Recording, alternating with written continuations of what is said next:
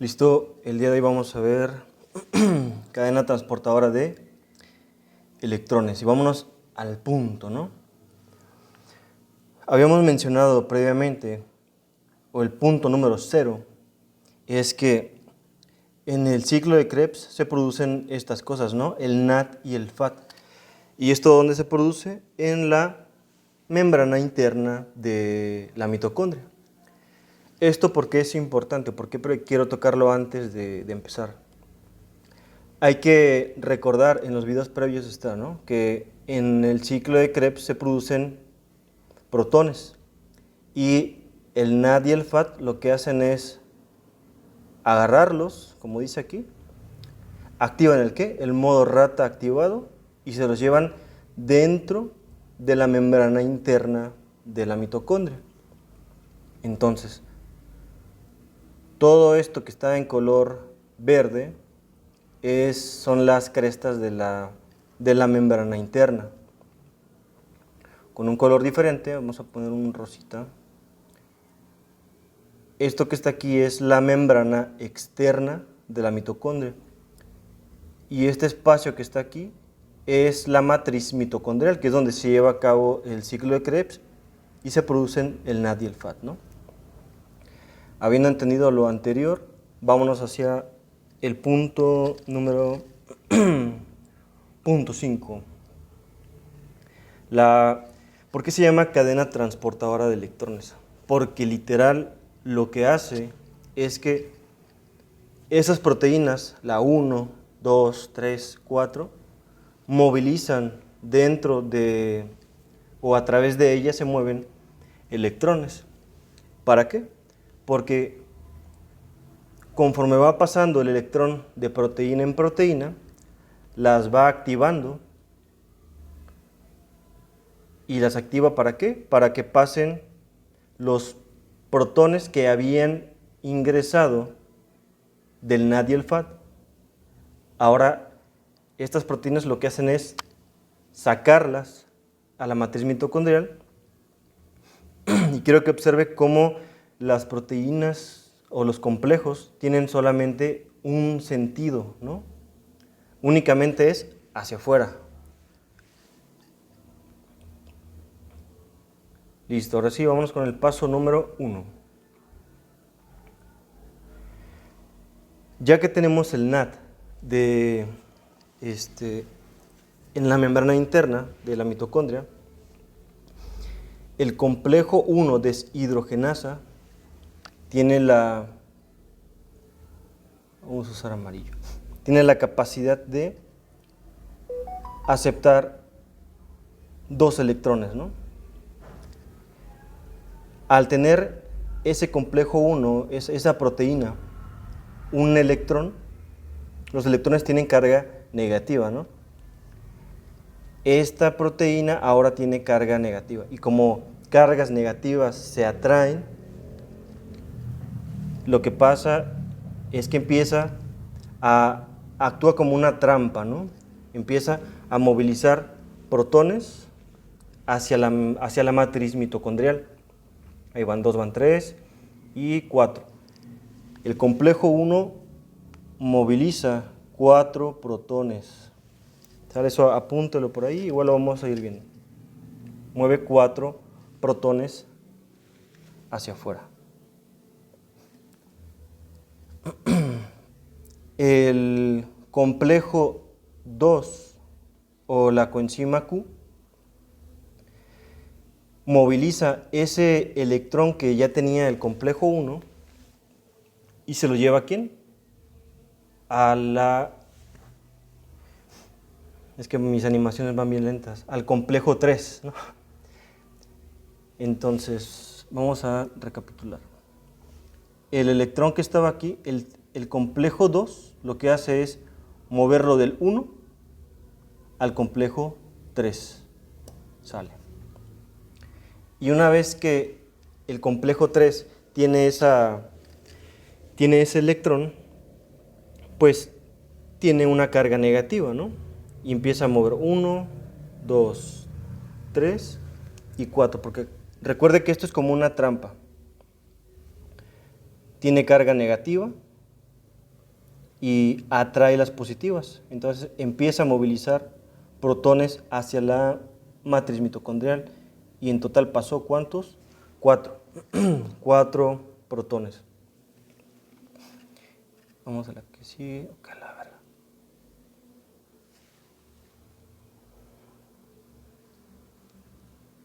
Listo. El citocromo C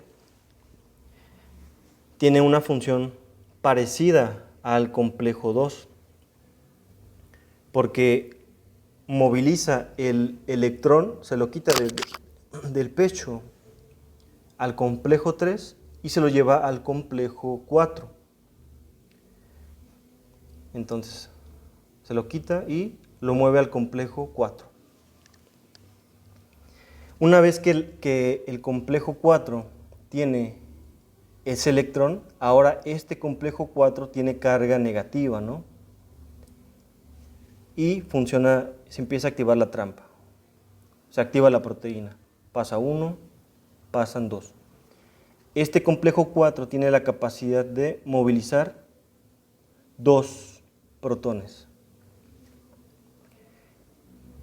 Vamos a poner en otro color la comparación del citocromo C con el complejo 2. El complejo 2 tiene la función de quitarle este electrón o moverlo o transportarlo del 1 al 3. Y el citocromo C lo mueve del 3 al complejo 4. ¿Listo? Pero tiene una diferencia.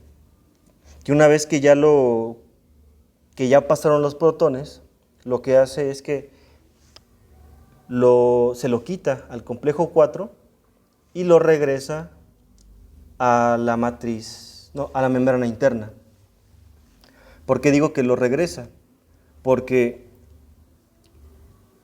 el NAT, ahí dice NAT, el NAT que era el que le daba el electrón, este electrón pues estuvo dando vueltas por aquí y al final este citocromo C lo que hace es regresarlo a la membrana interna de la mitocondria. ¿Y cómo lo regresa? Como es un electrón el que está reingresando, lo une para quitarle esa carga negativa con una molécula de oxígeno, ¿no? Entonces, ahí tenemos 2 protones y un oxígeno y se forma una molécula de agua. Entonces, ese electrón que entró en el 1 y volvió a regresar, desaparece la carga porque ahora se formó una molécula de agua. Hasta aquí creo que vamos bien, ¿no? Está sencillo. Ahora viene la hora de chambear de la ATP sintasa. Una vez que ya pasaron todos los protones a la matriz mitocondrial, observe cómo es que ya hay muchos protones y eso, al haber muchos protones aquí, hay una mayor carga positiva a comparación con la membrana interna, ¿no? O sea, aunque sí hay cargas positivas, pero es menos. Entonces, ese gradiente de concentración, esa diferencia de cargas, es, en teoría, pues es energía, ¿no? Ahí dice energía. Y al haber muchos protones, todas esas H's, disminuye el pH. Entonces, disminuye discretamente el pH. Al cumplirse esas dos condiciones, gradiente de concentración y disminución del pH, ahí es donde entra la ATP sintasa. ¿Y qué es lo que hace la ATP sintasa? La ATP sintasa lo que utiliza ese gradiente de concentración, esa energía, todo lo que se formó ahí para pasar 4 protones de la matriz mitocondrial hacia dentro de la membrana interna de la mitocondria. Y al movilizarlos, toda esa energía porque recordemos que aquí hay un gradiente de concentración, ¿no?, entre la membrana interna y la membrana externa. Entonces, como hay una diferencia de potencial, o sea, hay una energía potencial ahí, toda esa energía que pasa, porque aquí son dos proteínas, ¿no? La ATP sintasa son dos proteínas, y cuando pasan esos protones a través de la ATP sintasa, utiliza esa energía para unir un ADP y un grupo fosfato. Los une y forma una molécula de ATP. Voy a quitar todo mi rayadero. Forma una molécula de ATP. ¿Qué más? La ATP sintasa, todo lo que termine en sintasa y no sintetasa,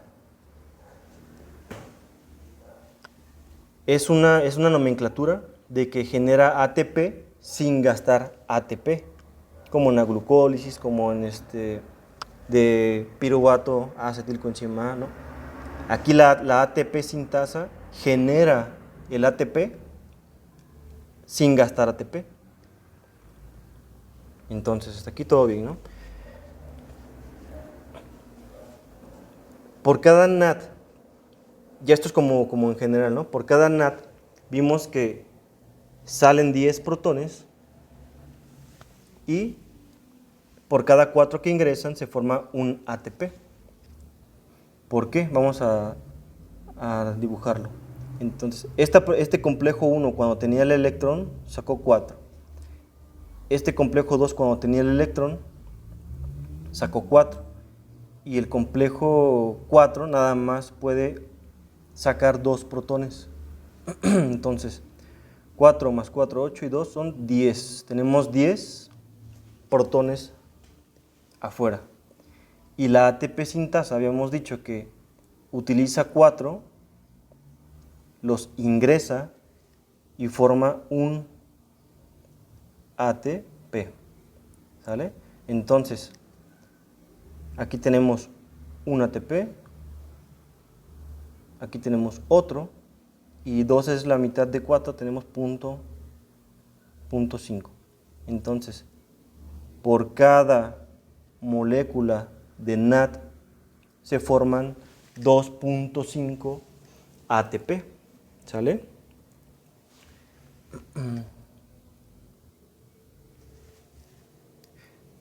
Y ahora, y el FAT, vamos a ver el FAT. El FAT hace casi exactamente lo mismo, únicamente que el FAT inicia en el complejo 2. ¿Sale? Aquí no juega el complejo 1, se lo salta, y lo que hace es entregarle directamente los electrones al complejo 2, ¿sale? Y lo moviliza, o sea, moviliza estos electrones al complejo 3. Entonces, ahora el complejo 3 es el que tiene la carga negativa, ¿no? Y una vez que esa proteína tiene carga negativa, se activa y empieza a bombear protones. Habíamos dicho que ¿cuántos movilizaba? 4. Y una vez que cumple su función, el citocromo C hacía lo mismo que el complejo 2, ¿no? ¿Por qué? Porque le quitaba estos 2 electrones y los movía a la siguiente proteína.